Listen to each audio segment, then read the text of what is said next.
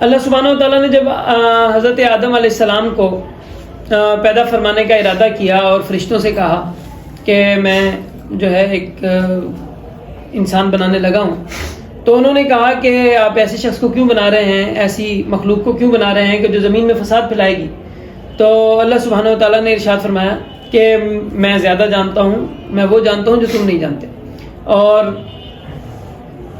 پھر اللہ سبحانہ و تعالیٰ نے جب حضرت آدم علیہ السلام کو پیدا فرمایا تو اس کے بعد ان کا فرشتوں کو کہا کہ ساری چیزیں ان کے سامنے پیش کی، فرشتوں کو کہا کہ تم بتاؤ ان کے نام کیا ہیں، اور حضرت آدم علیہ السلام سے بھی پوچھے بھی تو فرشتے جواب نہیں دے سکے، حضرت آدم علیہ السلام نے جواب دیے۔ اب یہاں پہ الفاظ ہیں وَعَلَّمَ آدَمَ الْأَسْمَاءَ كُلَّهَا، اللہ نے حضرت آدم کو سارے نام سکھا دیے تھے۔ تو اب اس میں اب ایک مرید صاحب ہیں وہ اعتراض کر رہے ہیں کہ اللہ نے پرچہ تو آؤٹ کر دیا تھا، آدم کو تو بتا دیا تھا، فرشتوں کو بتایا نہیں تھا، فرشتوں کا کیا قصور ہے؟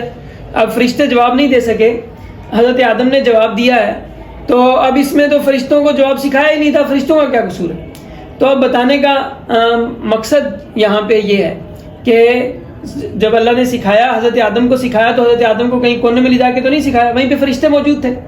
تو آدم کو سکھانے کا لفظ ارشاد اس لیے فرمایا کیونکہ سیکھنے کی صلاحیت آدم میں تھی اور فرشتوں کے اندر سیکھنے کی صلاحیت نہیں تھی۔ فرشتے تو روبوٹ ہیں، کاپی پیسٹ کرتے ہیں، جو ہوتا ہے کہ یہ حکم یا آپ نے ایسے کر کے وہاں کرنا ہے تو آگے بتاتے ہیں۔ اللہ نے ان کے سامنے حضرت آدم کو سکھایا، حضرت آدم میں سیکھنے کی صلاحیت تھی، حضرت آدم نے سیکھ لیا، اور فرشتوں میں سیکھنے کی صلاحیت نہیں تھی تو وہ نہیں سیکھ سکے، وہ جواب جب سوال کا امتحان دینے کا وقت آیا تو وہ نہیں بتا سکے۔ اور اب مثلا ایک امتحان، ایک کلاس میں پیپر ہوتا ہے، ایک کلاس میں استاد پڑھاتا ہے، تو اب استاد اس کلاس میں جو ہے مختلف کیٹیگری کے لوگ ہوتے ہیں، اعلیٰ کوالٹی کے بھی ہوتے ہیں اور جو ہے جن کو تھوڑی بات سمجھ میں آتی وہ بھی ہوتے ہیں۔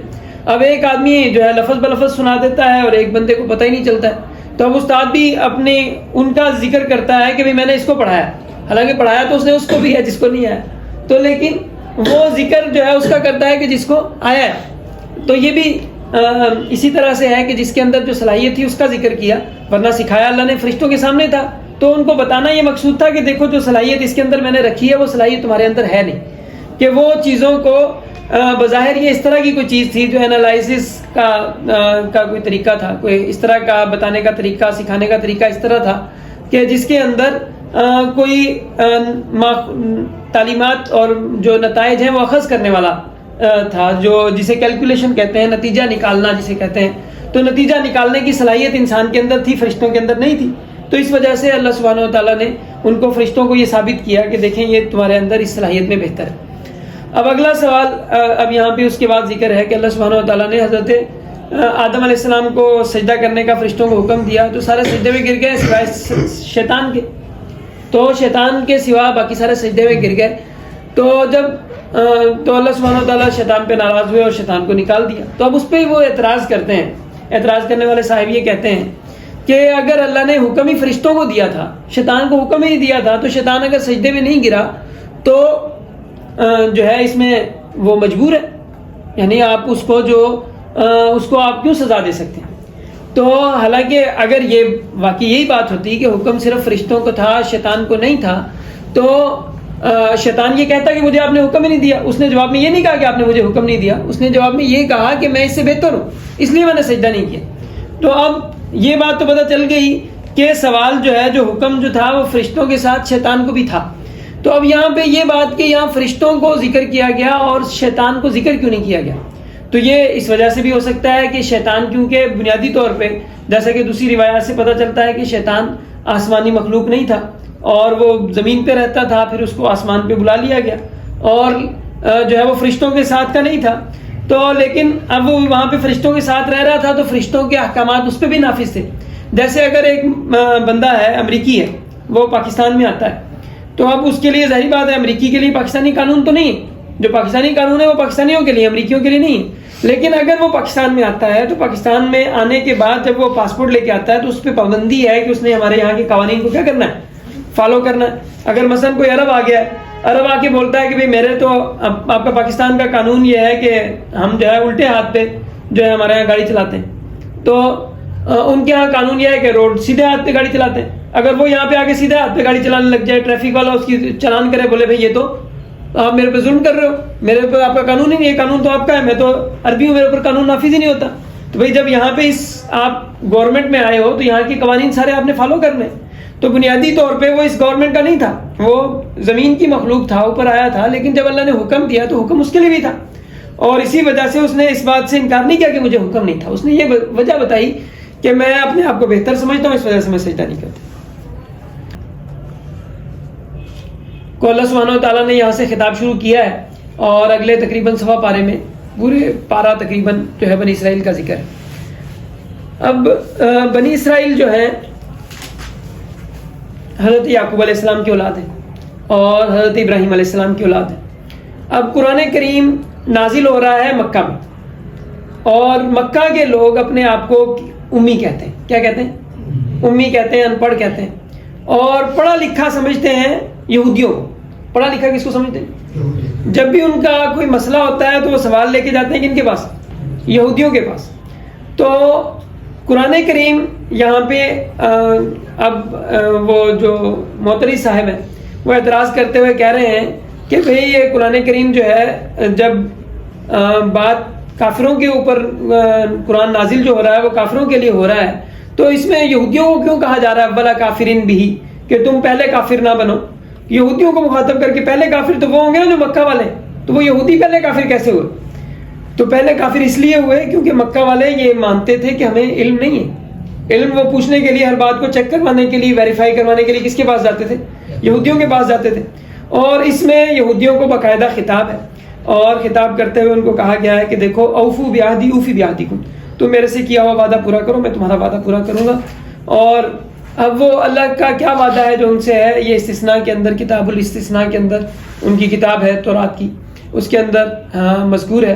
قرآن کریم میں بھی یہ دوسری جگہ پہ مذکور ہے کہ وَلَوْ أَنَّهُمْ أَقَامُوا التَّوْرَاةَ وَالْإِنْجِيلَ وَمَا أُنزِلَ إِلَيْهِمْ مِنْ رَبِّهِمْ لَأَكَلُوا مِنْ فَوْقِهِمْ وَمِنْ تَحْتِ أَرْجُلِهِمْ, کہ اگر وہ تورات قائم کرتے, تورات پہ عمل کرتے, انجیل پہ عمل کرتے, تو وہ اپنے اوپر سے بھی روزی پاتے اور اپنی زیر زمین سے بھی روزی پاتے. اتنا اللہ تعالیٰ انہیں برکتیں دیتا. لیکن جب انہوں نے تورات اور انجیل پہ عمل نہیں کیا تو نتیجتاً ان کے لیے اللہ نے دنیا کو تنگ کر دیا. تو اس آیت میں اسی بات کا ذکر ہے کہ دیکھو اللہ سبحانہ و تعالیٰ نے تمہیں, جناب نبی کریم صلی اللہ علیہ وسلم کا ان کی کتاب میں جا بجا ذکر ہے, اور آپ صلی اللہ علیہ وسلم ان کو یہ بتایا گیا کہ جو نبی آئے گا وہ تمہارے پاس جو موجود کتاب ہے اس کی تصدیق کرے گا. تو وہ تصدیق کر رہا ہے, اور جو تمہارے پاس جو باتیں ہیں, تمہاری باتیں ہیں, وہ تمہیں بتائے گا. تو یہ جب باتیں بتا رہا ہے تو یہ ساری باتیں اس بات کی, یہ اگر تم انکار کرتے ہو, تم کہتے ہو کہ یہ نبی نہیں ہے, تو کافر اس وجہ سے کافر ہوں گے, مکہ کے لوگ اس وجہ سے نہیں مانیں گے کیونکہ تم نے نہیں مانا. وہ کہیں گے یہ دیکھو پہلے کتاب والے یہ بتا رہے ہیں یہ وہ نبی نہیں ہے جس نے آنا تھا. تو جب کیونکہ تم نہیں مانو گے اس وجہ سے یہ نہیں مانیں گے, تو اس لیے اول کافر کون ہوئے؟ اول کافر یہودی ہوئے. تو اول کافرین بھی ان کو کہا گیا. اس کے بعد ان کے واقعات کا تفصیلی ذکر ہے یہاں پہ. اگر ہم تورات کے ساتھ ان کا قرآن کریم کا موازنہ کریں تو یہاں پہ جو ذکر یہاں سے 5ویں رکوع سے جو تفصیلی طور پہ جن آیات کا, جن نشانیوں کا ذکر ہو رہا ہے, تو تورات کے اندر جو دوسری کتاب ہے جسے خروج کہتے ہیں, ایکسوڈس کہتے ہیں اسے انگلش میں, تو کتاب الخروج اردو میں کہتے ہیں اسے, تو اس کے اندر وہاں سے یہاں پہ شروع ہو رہا ہے.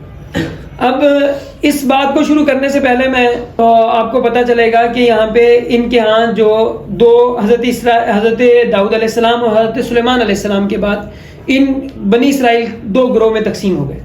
ایک گروہ وہ تھا جو کہ ایک قبلہ کے پاس رہ رہا تھا, اور دوسرا گروہ جو تھا وہ دوسرے قبلہ کے پاس رہ رہا تھا. اور جو دوسرے گروہ جو لوگ تھے, اب اگر ان کی کتاب کا میں یہاں سے ذکر کرنے سے پہلے میں تھوڑا سا بنی اسرائیل کا تعارف کروانا چاہوں گا کہ بنی اسرائیل کی جو کتاب ہے اس کے اندر جو تورات ہے جسے بائبل کے اندر اولڈ ٹیسٹامنٹ کہتے ہیں, اس میں پہلی 5 کتابیں جو ہیں وہ تورات کہلاتی ہیں. اس کے بعد باقی جو کتابیں ہیں قرآن کریم میں بہت ساری باتیں ایسی ہیں جو کہ مثلا جو ہے وہ ان کے بارے میں مذکور ہیں. تو جو ان کی کتاب کے اندر جو پہلی کتاب ہے پیدائش, اس کے اندر حضرت آدم علیہ السلام سے لے کے حضرت موسیٰ علیہ السلام, حضرت یوسف علیہ السلام کے پاس مصر جانے تک کا ذکر ہے. اس کے بعد جو دوسری کتاب ہے کتاب الخروج, وہاں سے مصر سے واپس نکلنے کا حضرت موسیٰ علیہ السلام کا ذکر شروع ہو جاتا ہے. بیچ میں 400 سال کا عرصہ مذکور نہیں. تو اس کے بعد یہاں پہ ذکر شروع ہوتا ہے. اب قرآن کریم میں جو ان کی بات جو شروع ہو رہی ہے، اب وہ بات کتاب الخروج سے شروع ہو رہی ہے. کتاب پیدائش کا آپ اگر جوڑ قرآن کریم کے ساتھ مقابلہ کریں تو اس میں جو ابتدائی آیات ہیں الحمدللہ رب العالمین، ان کی ایک طرح سے ابتدائی آیات کے ساتھ مشابہت ہے، لیکن یہ کہ جو یہاں پہ جو بات شروع کی جا رہی ہے وہ کتاب الخروج سے شروع کی جا رہی ہے. اور اس کا شروع کرنے کا مقصد بنیادی طور پہ وہ اہم پوائنٹ بتانا ہے کہ جس کے اوپر بنی اسرائیل کا آپس میں جھگڑا تھا. بنی اسرائیل کے دو گروہ میں تقسیم ہو گئے تھے. ایک گروہ وہ تھا جو حضرت سلیمان علیہ السلام کے علاقے میں رہ رہا تھا، اور دوسرا گروہ وہ تھا جو کہ دوسرے علاقے میں رہ رہا تھا. تو دوسرے گروہ میں 10 سے 11 قبیلے تھے، اور اس علاقے میں صرف ایک قبیلہ تھا. تو جو ان کے ہاں بنیادی طور پہ جو جھگڑا تھا وہ تحویل قبلہ کا تھا، کہ یہ کہتے تھے کہ ہم نے کیونکہ اللہ تعالیٰ نے حضرت ابراہیم علیہ السلام کو سعودی عرب میں بھیجا، حضرت یعقوب علیہ السلام، حضرت یوسف علیہ السلام سارے یہیں کے اسی علاقے کے وہ ہیں. ان کی کتاب کے اندر آج تک وہ آثار و قرائن موجود ہیں جن سے پتہ چلتا ہے کہ یہ سارے واقعات سعودی عرب میں ہوئے، پیش آئے. ایک موٹی سی مثال جو ہے میں آپ کو پیش کرتا ہوں کہ ان کے 12 بھائیوں میں سے جو سب سے چھوٹے ہیں ان کا نام ہے بنیامین. بنیامین کا مطلب یہ ہے یمن کے اندر. یہ حضرت یعقوب علیہ السلام اپنی بیوی کو لے کے، اپنے بچوں کو لے کے یہ ہجرت کر کے اپنے بھائی عیسو کے پاس یمن میں جا رہے تھے. رستے میں انتقال ہوا تو اس وجہ سے اس کا نام ہی بنیامین رکھا. تو بنیامین کا مطلب ہی کیا ہے کہ یہ پیدا کب ہوا؟ یمن کے اندر جا کے پیدا ہوا. تو اس سے سارے سے یہ پتہ چلتا ہے کہ یہ اسی علاقے کے اندر یہ سارے رہ رہے تھے. اب انہوں نے یہ کہا کہ جو ہے قبلہ یہ نہیں ہے، حضرت ابراہیم علیہ السلام بھی یہاں پہ نہیں آئے. انہوں نے کتاب میں تحریف جو کی ہے بنیادی طور پہ، باقی ساری چیزیں اپنی جگہ پہ موجود ہیں. صرف انہوں نے کہا کہ ہم نے اس صحرا کے علاقے میں نہیں رہنا، ہم نے جو رہنا ہے وہ فلسطین کے جو ہے وہ جس میں دنیا کی برکت زیادہ ہے اس علاقے میں رہنا، اس علاقے میں ہم نے نہیں رہنا. تو انہوں نے سارا قبلے کی جو بھی باتیں تھی ساری گھما کے وہاں پہ لے گئے. قرآن کریم میں ان کے موضوع کو ڈائریکٹ ذکر نہیں کیا. قرآن کریم نے جو ان کو بتایا ہے وہ جو ہے صرف اور صرف ان کی بات نقل کی ہے کہ اس سے آپ خود سمجھو کہ یہ لوگ کس جگہ پہ آئے تھے، کس علاقے میں آئے تھے. اب مثلا حضرت اب یہاں پہ جو بات شروع ہو رہی ہے یہاں مصر سے نکلنے کی، تو مصر سے جو نکلے اللہ نے سمندر میں ان کے لیے راستہ بنا دیا، اس کا یہاں پہ ذکر ہے. اب سمندر میں جب راستہ بنا تو سمندر میں راستہ بن کے جب نکلے ہیں تو نکل کے مصر کے سامنے کون سا علاقہ آتا ہے؟ تو وہ حجاز کا علاقہ آتا ہے. تو اب ظاہری بات ہے جب مصر سے، سمندر سے، دریا سے پانی پار کر کے وہ نکلے ہیں، پانی ان کے لیے راستہ بنا ہے، اس میں سے نکل کے آئے ہیں، تو وہ تبھی ممکن ہے کہ وہ سعودی عرب میں آئے. اگر سمندر میں راستہ بنا ہے تو وہ سمندر میں راستہ بننے کے بعد سعودی عرب کے علاوہ کہیں اور جا ہی نہیں سکتے. ان کی کتاب میں جو لفظ ہے وہ لفظ ہے جہاں سے نکلے ہیں وہ فیہ خیروت ہے، فیہ خیروت سے نکلے، جس کو جو ہے آپ اگر رومی بادشاہ جو رومیوں نے جو یہاں کا نام رکھا تھا سعودی عرب کا، حجاز کے علاقے کا، اس کا فیلکس عربیہ کہا تھا، کیونکہ یہاں پہ جو چیزیں اگتی ہیں وہ خاص طور پہ جو بلسان ہے، روغن بلسان ہے، اسی طرح مر ہے، خوشبو ہے، یہ جو چیزیں ہیں یہ یورپ میں بہت مہنگی بکتی تھیں، اور رومیوں نے آ کے سعودی عرب پہ صرف اس وجہ سے قبضہ کرنے کی کوشش کی تھی حضرت عیسیٰ علیہ السلام کے دور میں، تاکہ یہ چیزیں یہاں پہ اگائیں اور اگا کے بیچ کے زیادہ پیسے کمائیں. سمجھ بات کی نہیں؟ تو اس وجہ سے اس کو یہ کہتے تھے فیلکس عربیہ، یعنی فیہ خیروت بابرکت عرب. سمجھ بات کی نہیں؟ اور دوسری طرف جس جگہ سے انہوں نے ہجرت کی ہے ان کی کتاب میں لکھا ہے کہ وہ بال صفون کے علاقے سے ہجرت کی ہے. یعنی بال صفون، صفون جو ہے وہ اصل میں کیا ہے؟ مصریوں کا بت ہے. مصریوں کے بت کے نام پہ جو ان کا جو شہر ہے وہ حجاز کے سامنے اس کا نام ہے، وہ آج بھی موجود ہے، وہ حجاز کے بالکل سامنے بدھ کے نام پہ ان کے شہر کا نام. تو یہ جو ہے اس وجہ سے یہاں سے بات شروع کی ہے، اور اللہ سبحانہ و تعالیٰ ان کو بتا رہے ہیں کہ دیکھو تم یاد کرو کہ ہم نے تمہیں کس طرح وہاں سے مصر سے نکالا، اور ہم نے تمہارے لیے دریا کے اندر راستے بنا دیے، اور موسیٰ علیہ السلام جو ہے وہ 40 دن گئے اور اس کے پیچھے تم نے بچڑا بنا لیا. تو یہ جو بچڑا بنا لینے کا جو ذکر ہے،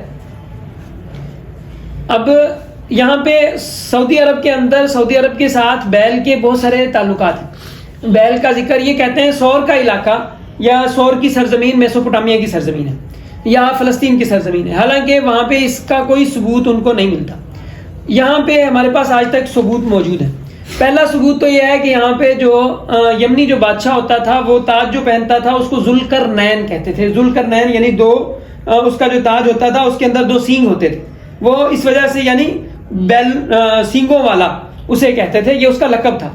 اسی طرح دوسرے نمبر پہ جو خانہ آپ صلی اللہ علیہ وسلم سفر ہجرت میں جس پہاڑ پہ تشریف لے کے گئے, حالانکہ آپ نے ہجرت جو فرمانی ہے آپ ہجرت فرما کے شمال جا رہے ہیں, اور جس غار میں آپ تشریف لے کے گئے ہیں جہاں پہ وہ ظاہری بات ہے ان کو ایک طرح سے دھوکہ دینا بھی تھا کو جو پیچھا کر رہے تھے ان کو, تو وہ جنوب کے اندر واقع ہے اور اس کا نام ہے غار سور.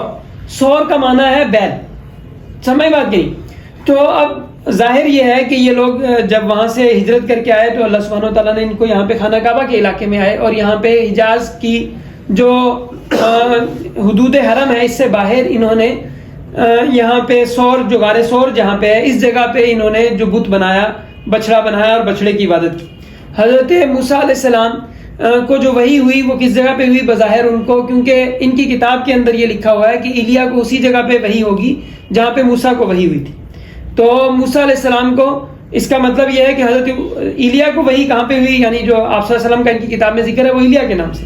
آپ صلی اللہ علیہ وسلم کو جو وحی ہوئی وہ ہیرا پہ ہوئی, ان کی کتاب میں اس کا نام ہورب پہاڑ ہے, تو ہورب کہتے ہیں. تو یہ ممکن طور پہ یہ ہو سکتا ہے کہ وہی ہیرا میں جو غار ہیرا ہے اسی جگہ پہ حضرت موسیٰ علیہ السلام تشریف لے گئے اور یہاں پہ ان کو اللہ سبحانہ و تعالیٰ کی طرف سے وحی نازل ہوئی.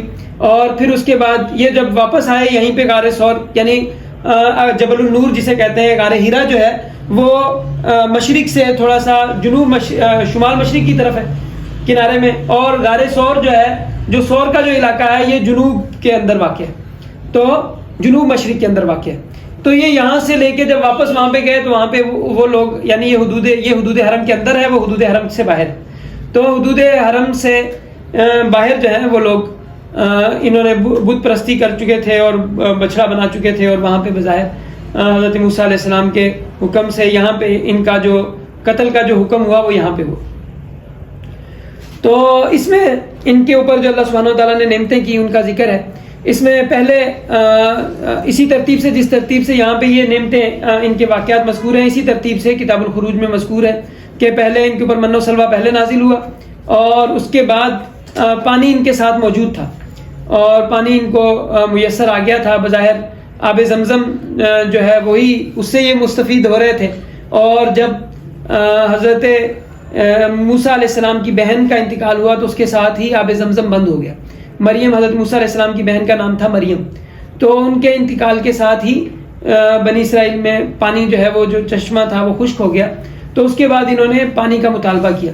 اسی وجہ سے جب حضرت عیسیٰ علیہ السلام کی والدہ کے مریم کے اس پہ جب اللہ سبحانہ و تعالیٰ نے آب زمزم کو دوبارہ جاری فرما دیا تو انہوں نے کہا یا اختہ ہارون, اے ہارون کی بہن, کہ وہ ہارون کی بہن وہ مری تھی تو آب زمزم بند ہوا تھا, اور یہ ہارون کی بہن یہ مریم جو ہے اس کی برکت سے اللہ نے اس پانی کو دوبارہ جاری کر دیا.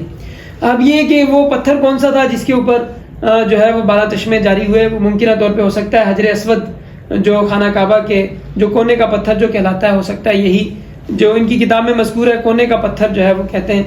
تو اسے اسی کے اندر سے اللہ سبحانہ و تعالیٰ نے ان کو جو ہے وہ 12 چشمے جاری کیے. تو اس کا یہاں پہ ذکر ہے ان کے اوپر جو اللہ نے نعمتیں کی. اس کے بعد ایک آیت مبارکہ ہے, اس میں ارشاد ہے ان الذین آمنوا والذین هادوا والنصارى والصابئین من آمن باللہ والیوم الآخر وعمل صالحا فلهم اجرهم عند ربهم ولا خوف علیہم ولا هم يحزنون, کہ سب کے سب جتنی بھی امتیں ہیں جو بھی امتیں آئی ہیں سب امتوں سے اللہ سبحانہ و تعالیٰ کا مطالبہ یہی رہا کہ وہ اللہ سبحانہ و تعالیٰ کو راضی کرے اور اللہ سبحانہ و تعالیٰ کے حکموں کی پابندی کرے. اور اس کے بعد یہ یہاں پہ بقرہ بنی اسرائیل کا ذکر ہے. یہ ذکر قرآن کریم میں اس واقعے کو تفصیل سے ذکر کیا گیا, ان کی کتاب میں بھی یہ واقعہ مذکور ہے لیکن ان میں تھوڑا اور طرح سے مذکور ہے.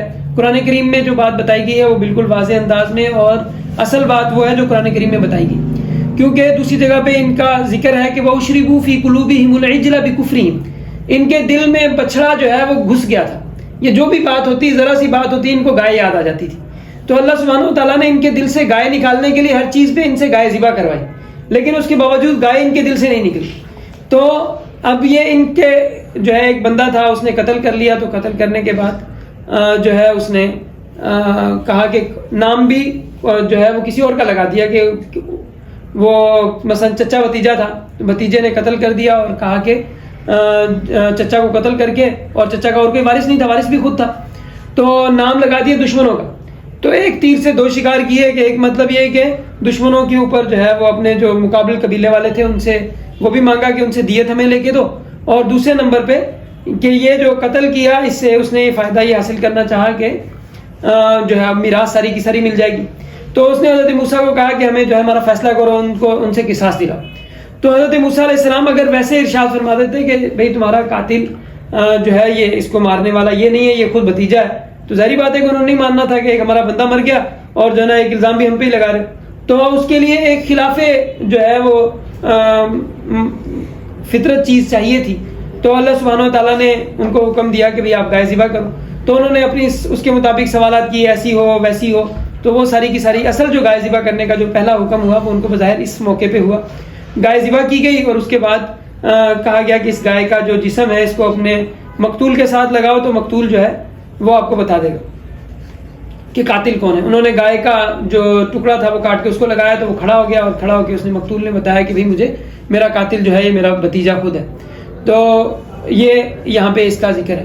اور اس کے بعد یہ بنی اسرائیل میں باقاعدہ یہ ایک سزا ہے، یہ ان کے یہاں قتل کا ڈھونڈنے کا طریقہ اب انہوں نے یہی مان لیا ہے کہ جب بھی کہیں پہ کوئی قتل ہو جاتا ہے تو وہ کیا کرتے ہیں، اس علاقے والوں کو کہتے ہیں کہ وہ گائے ذبح کریں اور گائے ذبح کر کے اور اس کا گوشت بانٹ دیں، اس طرح کر کے وہ ہے. اسی طرح ان کے یہاں پاک ہونے کا طریقہ بھی گائے کو ذبح کرنے کا ایک لمبی طریقہ ہے. گائے کو ذبح کر کے اور جو ہے اس کی خاک بنائی جاتی ہے، خاک بنا کے اس کو پانی میں ملایا جاتا ہے اور ملا کے اس پانی کو چھڑکا جاتا ہے اس آدمی کے اوپر تو وہ پاک ہوتا ہے.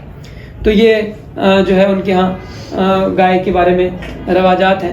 اسی طرح یہاں پہ ان کی اس بات کا ذکر ہے کہ یہ اپنے ہاتھ سے کتاب لکھتے ہیں اور پھر اس کے بعد اس کی نسبت یہ کر دیتے ہیں کہ یہ اللہ سبحانہ و تعالیٰ نے نازل فرمائی ہے. تو اور باقی لوگ ان میں سے ایسے اکثر وہ ہیں جو جن کو کچھ بھی پتہ نہیں چلتا، وہ صرف اور صرف جو یہ ان کے ہاں لکھنے پڑھنے کا کام صرف ایک گروہ کا تھا جو بنو لاوی کہلاتے تھے. حضرت ہارون کی اولاد، الیازر کی اولاد جو ہے وہ اپنے آپ کو جو ہے وہ سمجھتے تھے کہ پڑھنے لکھنے کا کام، شرعی مسائل حل کرنے کا کام ہمارا ہے. تو ان کے ہاں جب اب باقی سارے کے لوگ ان کا پڑھنے لکھنے کا کام نہیں تھا تو وہ جو یہ بتاتے تھے بس انہوں نے ماننا ہوتا تھا. تو اس لیے انہوں نے اس کتاب کو صرف اپنا پروٹوکول بنا لیا. اس میں ہر چیز میں اس میں بھی آپ نے ربی کو دینا ہے، اس میں سے بھی ربی کو دینا ہے، اس میں سے بھی ربی کو دینا ہے. تو ہر چیز میں انہوں نے اپنے وہ جو ہے وہ بتا دیے کہ ہمیں یہ چیزیں دینی ہے. اور اسی طرح جو وہ بتاتے ہیں بس باقی یہودی تو اس پہ آمین کہتے ہیں. اس میں ان کے پھر اس کے بعد ان کی اس بے عملی کا ذکر ہے. اگر ہم تورات کے ساتھ ساتھ ان کا مطالعہ کریں ان واقعات کا تو یہ جو خروج کے واقعات ہیں وہ تقریباً اس میں خلاصتاً ذکر ہوئے ہیں.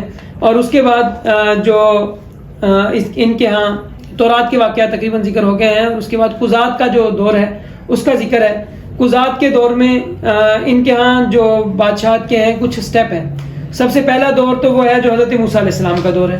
اس کے بعد حضرت موسیٰ علیہ السلام کے انتقال کے بعد حضرت یشوع کے دور میں ان کی کامیابی ہوئی، انہوں نے فتح حاصل کی اور ایک پورے علاقے کے اوپر ان کی فتوحات ہو گئی. اس کے بعد تیسرا درجہ جو ان کا آتا ہے وہ قاضیوں کا دور آتا ہے. حضرت یشوع کے انتقال کے بعد جو ان کے مذہبی پیشوا ہوتے تھے انہوں نے کنٹرول سنبھال لیا. اب وہ قاضی جو ہوتا تھا وہی کنٹرول کرتا تھا. ان کا کوئی نہ کوئی قاضی، ہر قبیلے کا ایک قاضی تھا. اور اس زمانے میں انہوں نے جو تورات کے احکامات تھے ان کا مذاق بنا دیا تھا. تو اس وجہ سے اللہ کا ان کے اوپر عذاب بھی آیا. ان احکامات کی جو انہوں نے نافرمانیاں کی ان کا یہاں پہ ذکر ہے کہ اب یہ ایک طرف تو یہ لوگ جو ہے ان کے اوپر تو یہ حکم تھا کہ آپس میں تم نے ایک قبیلے کو، آپس میں جو قبیلے ہیں جن کو حضرت موسیٰ نے جو علاقے بانٹ دیے ان کو اس جگہ سے نہیں نکالنا ہے. ایک طرف ان کو حکم یہ تھا کہ اس جگہ سے نکالنا نہیں ہے تو یہ وہاں پہ حملہ کر کے ان کو نکالتے، ان کو قیدی بناتے. پھر دوسری طرف قیدی بنانے کے بعد پھر ان کو آزاد کر دیتے کہ یہ جو ہے نا ہم جو ہے تورات پہ عمل کر رہے ہیں کہ اگر قید ہو کے آئیں گے تو ہم کیا کریں گے، ان کو آزاد کروائیں گے. قیدی ہو گئے ہیں تو ان کو آزاد کروائیں گے لیکن قید کر لیں گے. تو اس کا یہاں پہ ذکر ہے کہ آدھی کتاب کو مانتے ہو اور آدھی کتاب کو نہیں مانتے. تو تمہیں تو یہ بھی منع کیا گیا تھا کہ تم نے ان کے اوپر حملہ نہیں کرنا، ان کو ان کی زمینوں سے نکالنا نہیں ہے. تو یہ کیوں کرتے تھے؟ اور اس کے بعد ان کا یہ کہنا کہ ان کی بہت ساری ان کا ذکر ہے کہ یہ پہلے آپ صلی اللہ علیہ وسلم، ان کے ہر نبی نے آپ صلی اللہ علیہ وسلم کی پیشن گوئی کی. حضرت ابراہیم علیہ السلام کا جو ہجرت کا ذکر ہے اس میں حضرت ابراہیم علیہ السلام کو دکھایا گیا، مدینہ کی جگہ دکھائی گئی کہ یہ وہ جگہ ہے بیت ایل سے شمال کے اندر. وہ جگہ ان کی کتاب میں بیت ایل لکھا ہے، بیت ایل سے شمال میں وہ جگہ دکھائی گئی کہ جسے کہا گیا کہ یہ جو ہے زمین جو ہے یہ وہ علاقہ ہے جہاں پہ آخری نبی نے آنا ہے، اور جس کا حاصل اور نتیجہ یہ نکلتا ہے. اس کے بعد ان کے جو حضرت یعقوب علیہ السلام کی جو وفات پانے لگے تو انہوں نے جو وصیت کی اس کے اندر انہوں نے کہا کہ یہودا حکومت جو ہے یہودا کے پاس رہے گی یہاں تک کہ یہودا کا جانشین آ جائے.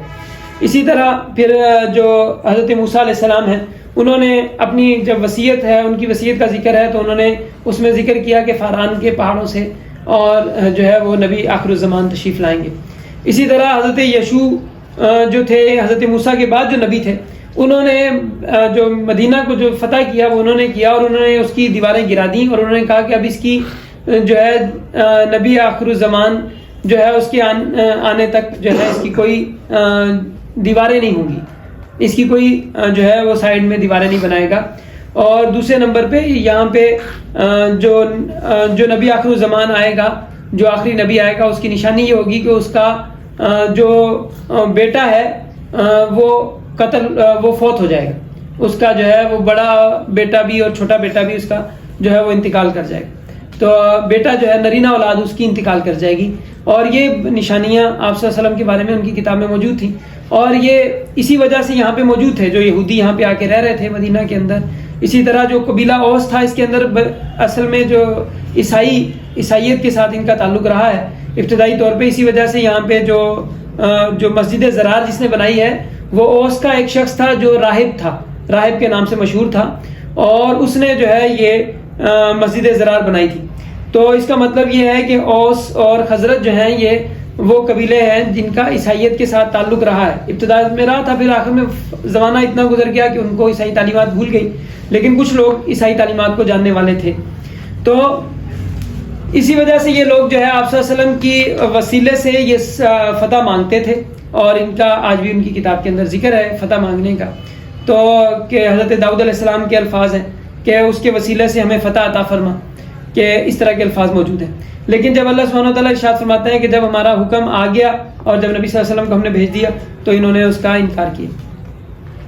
اور اس کے بعد پھر اس میں حضرت سلیمان علیہ السلام کے اوپر جو انہوں نے الزام لگایا اس کا ذکر ہے کہ حضرت سلیمان علیہ السلام کے بارے میں انہوں نے کہا کہ حضرت سلیمان علیہ السلام نے جو اتنا تیز سفر کرتے تھے مکہ سے، جو ہے وہ ایک دن صبح کے اندر یہ مسجد وہاں پہنچ جاتے تھے، بیت المقدس کی جگہ پہ پہنچ جاتے تھے، اور سارا دن مسجد تعمیر کرتے، شام کو دوبارہ مکہ پہنچ جاتے تھے. تو ان کو اللہ نے ہوا مسخر کی ہوئی تھی، اتنی دیر میں یہ سفر کر لیتے تھے. انہوں نے کہا کہ ان کے پاس جادو ہے، اس وجہ سے یہ کرتے تھے. ان کے ہاں کچھ کتابیں ہیں جس کے اندر یہ آج بھی جو ہے وہ جادو جس کے اندر موجود ہے. تو آج تک ان کی کتابوں میں، مذہبی کتابوں میں وہ حصہ موجود ہے. تو یہ کہتے ہیں کہ حضرت سلیمان علیہ السلام ان کی وجہ سے جادو کرتے تھے. تو اللہ تعالیٰ ارشاد فرما رہے ہیں کہ حضرت سلیمان علیہ السلام نے جادو نہیں کیا. حضرت سلیمان علیہ السلام اللہ کے برگزیدہ نبی تھے، اور اللہ کی حکم سے جو ہے اللہ تعالیٰ نے ان کے لیے آسان کیا تھا اور وہ سفر کرتے تھے. اور آخر میں جو ہے اصل میں تحویل قبلہ کے واقعے سے پہلے یہاں پہ یہ ذکر ہے کہ قالت الیہود لیست النصارى علی شیء وقالت النصارى لیست الیہود علی شیء وهم یتلون الکتاب. یہودی کہتے ہیں کہ عیسائی کسی رستے پر نہیں، حالانکہ یہودی کتاب پڑھ رہے ہیں. ان کی کتاب میں لکھا ہوا یسیہ کتاب میں حضرت عیسیٰ علیہ السلام کی باقاعدہ پیشن گوئی موجود ہے کہ اس طرح ایک کنواری بچہ جنے گی، اور اس کا زکریا جو ہے اس کا گواہ ہوگا، کہ زکریا گواہی دے گا کہ یہ جو ہے اللہ کا نبی ہے. تو حضرت زکریا علیہ السلام اس وقت میں موجود تھے، اور انہوں نے حضرت عیسیٰ علیہ السلام کی پیدائش کی گواہی دی. تو اس کے باوجود یہ حضرت عیسیٰ علیہ السلام کو نہیں مانتے، یہودی عیسیٰ کو نہیں مانتے. اور عیسائی جو ہیں وہ ساری کتاب میں پڑھ رہے ہیں یہودیوں کی جو تعلیمات ہیں، اللہ نے ان کے اوپر جو کتابیں نازل فرمائی، تو یہ ان کا انکار کر رہے ہیں. تو نتیجہ کیا نکلا کہ کافروں نے بھی کہا کہ ہم حق پر ہیں. جس طرح یہ کہہ رہے ہیں یہ دونوں حق ایک دوسرے کو غلط کہہ رہے ہیں، تو ہم ان دونوں کو غلط کہتے ہیں، اصل صحیح ہم ہیں. سمجھ بات کی نہیں.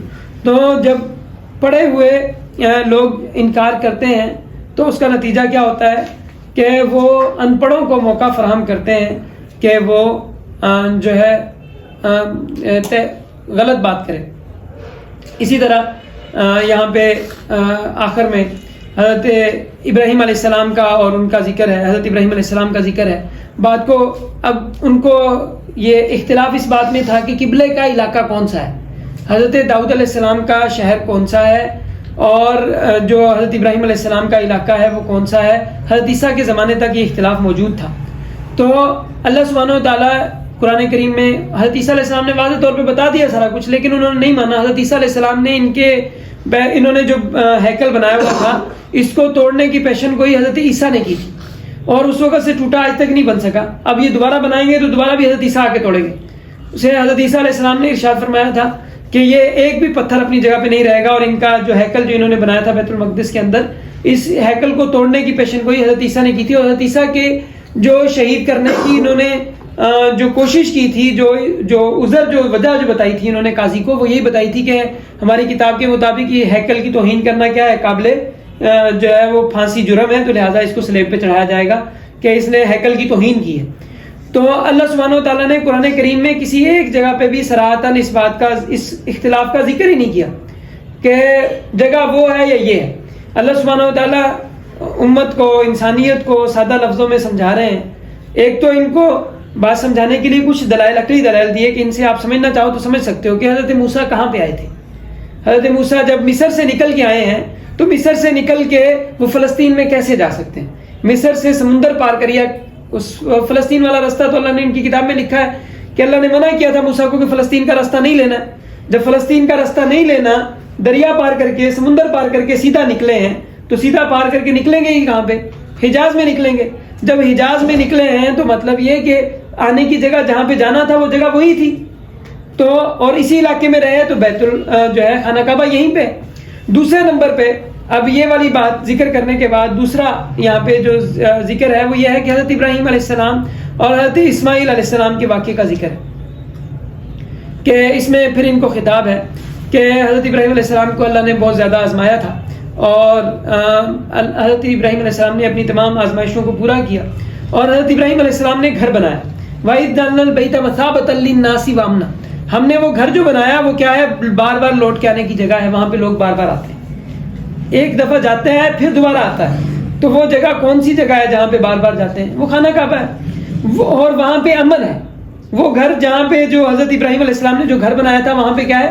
امن ہے. وہاں پہ خون ریزی نہیں ہوتی. ان کی کتاب میں بھی لکھا ہے کہ حضرت ابراہیم کی جو جگہ ہے وہاں پہ خون ریزی نہیں ہوتی، امن کی جگہ ہے. تو امن کہاں پہ؟ وہ خانہ کعبہ میں. ان کی جگہ میں تو یہ روز جس جگہ میں یہ کہہ رہے ہیں وہاں پہ تو انہوں نے صبح شام مقتل بنایا ہوا انہوں نے. اور تیسرے نمبر پہ مقام ابراہیم کی جگہ کو مصلی بناؤ، نماز پڑھو وہاں پہ. مقام ابراہیم کہاں پہ؟ حضرت ابراہیم کے پتھر پہ حضرت ابراہیم کے پاؤں کے نشان، ان کی باقیات موجود ہیں. کہاں پہ؟ تو وہیں پہ ہے جہاں پہ حضرت ابراہیم آئے تھے. تو پھر کیسے تم کہتے ہو کہ وہ جگہ دوسری ہے؟ سمجھ بات کی نہیں. اور یہاں کے لیے اللہ نے کہا تھا قال ابراہیم ربی اجعل ھذا بلدا آمنا وارزق اہلہ من الثمرات من آمن منہم باللہ، کہ انہوں نے دعا یہ مانگی تھی من الثمرات، پھل دینا. یا اللہ یہاں پہ کھیتی باڑی مانگی نہیں انہوں نے مانگا یہ تھا یا اللہ پھل آئے، ہر چیز کا پھل یہاں پہ پہنچے. تو ہر چیز کا پھل وہاں پہ پہنچتا ہے. جو کوئی چیز کہاں پہ بھی کوئی چیز اگاتا ہے، کوئی چیز بناتا ہے، وہ پھل سب سے پہلے وہاں پہ لے کے جاتا ہے. سب سے بڑی مارکیٹ وہ ہے. تو خانہ کعبہ کی تعمیر کا ذکر ہے یہاں پہ.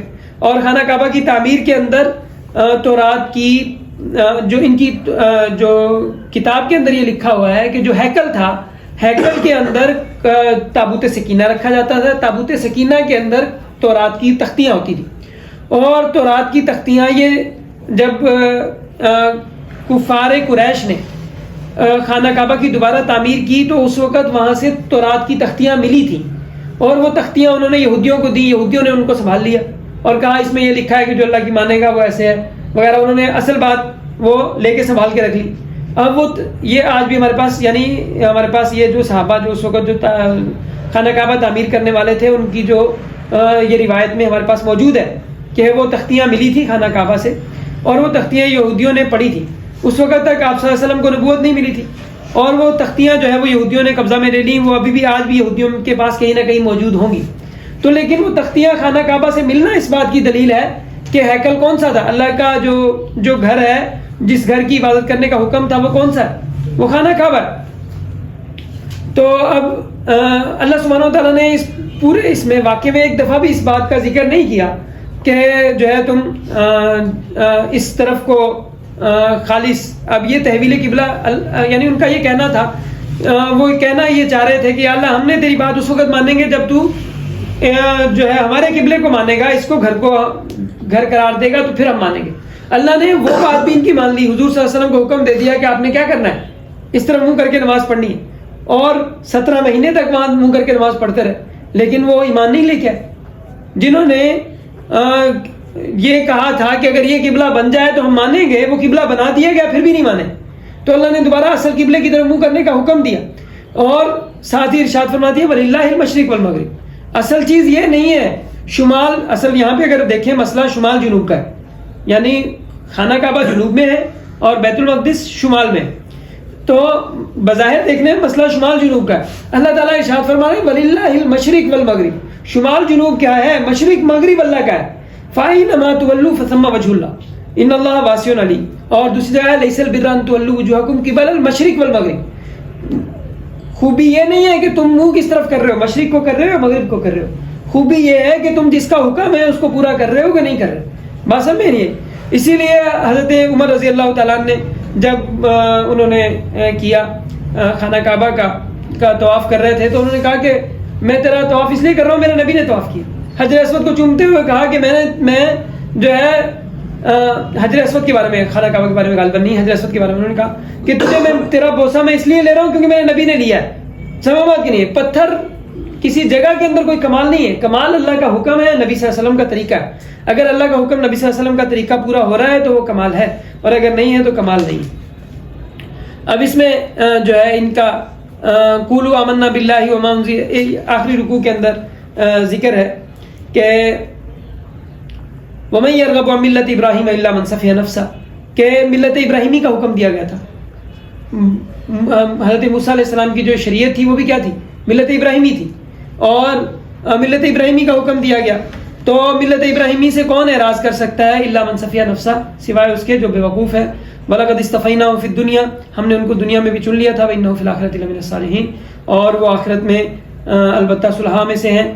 تو جب اللہ نے ان کو کہا کہ اسلم قال اسلمت لرب العالمین, آپ اللہ کے فرما بردار ہو جائیں, تو انہوں نے کہا میں اللہ کا فرما بردار ہوں. اور اسی کا اللہ نے اسی کا حضرت ابراہیم نے اپنے بیٹوں کو وصیت کی تھی, اور حضرت یعقوب نے بھی اسی کی وصیت کی تھی, ان اللہ اصطفیٰ لکم الدین فلا تموتن الا وانتم مسلمون. اب انہوں نے اس میں سے اپنی اس میں کتاب میں دین کا ذکر نہیں ہے, باقی سب کا ذکر ہے کہ یعقوب نے بڑے بیٹے کو یہ میراث دی, چھوٹے کو یہ میراث دی, اس سے منجلے کو یہ میراث دی, یوسف کو یہ میراث دی, لیکن دین دیا اس کا ذکر ہی نہیں وہاں. سمجھ بات کی نہیں. تو اس حضر یعقوب الموت اذ قال, تم وہاں پہ موجود نہیں تھے, اللہ بتا رہے ہیں تمہیں کہ وہ کیا ہے. جب یہ بات تم ایسا کلام نہیں بنا سکتے تو مطلب یہ خدا بتا رہے ہیں, اور خدا بتا رہے ہیں تو تمہیں بتا رہے ہیں, وہ جہاں پہ جو موجود تھا وہ بتا رہا ہے. اذ قال لبنیہ ما تعبدون من بعدی, انہوں نے یہ پوچھا تھا میرے بعد تم کس کی عبادت کرو گے. قالوا نعبد الہک و الہ آبائک ابراہیم و اسماعیل و اسحاق الہ واحدہ, ہم تیرے جو ہے خدا کی عبادت کریں گے, تیرے آبا کے خدا کی عبادت کریں گے. تیرے آبا کون کون ہیں, اسماعیل ہے, اسحاق ہے, اور اسماعیل ابراہیم, اسماعیل اسحاق, ان کی ہم جو ان کا خدا تھا اس کی پرستش کریں گے. اور یہ کہتے ہیں کہ یہودی نصرانی ہو جاؤ. تو ملت ابراہیم کا حکم دیا گیا ہے, اور ابراہیم جو ہے وہ مشرک نہیں تھے. اب مشرک بن کے بیٹھے ہو, اور آپ کہہ دیجئے کہ ہم اللہ پر ایمان لائے, اور جو ہماری طرف اتارا گیا, اور جو حضرت ابراہیم پر اتارا گیا, جو اسماعیل پر اتارا گیا, جو اسحاق پر اتارا گیا, جو یعقوب پر اتارا گیا, اور جو اسباط پر اتارا گیا, اور جو موسیٰ اور عیسیٰ پر اور جو دوسرے نبیوں پر اتارا گیا, ہم سب پر ایمان لاتے ہیں. ہم کسی میں فرق نہیں کرتے. یہ فرق کرتے ہیں کہ یہ ہمارا نبی ہے, یہ تمہارا نبی ہے. یہ جو اسماعیل کی اسحاق کی اولاد ہے, حضرت اسحاق ہے, یہ اسماعیل ہے. اسماعیل کو یہ کہتے ہیں یہ دوسرا ہے.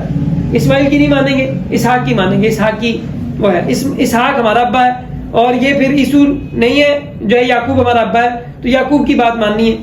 تو ہم جو بھی نبی آئے ہم سب نبیوں کو مانتے ہیں. اور اللہ کا ایک اپنا رنگ ہے.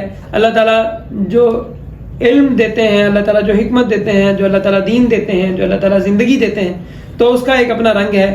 وہ مسلمانوں کو کسی اور رنگ چڑھانے کی, کسی خاص شکل و صورت اختیار کرنے کی ضرورت نہیں ہے. بس وہ جب اللہ کا حکم مانتا ہے تو آدمی خود بخود اس کے اندر دین کے رنگ کے اندر رنگ جاتا ہے اور اس کے اندر اللہ سبحانہ و تعالیٰ کا رنگ اس کے اوپر چڑھ جاتا ہے. تو جو پہلے لوگ گزر گئے ہیں وہ گزر گئے ہیں, انہوں نے جو کیا ان کا کام ہے, اور تمہیں وہ ملے گا جو تم نے کیا, اور تم سے ان کے کیے کا سوال نہیں کیا جائے گا. تو یہ پہلے سب پارے کا خلاصہ آج کے لیے کافی ہے. آخر دعوانا الحمدللہ.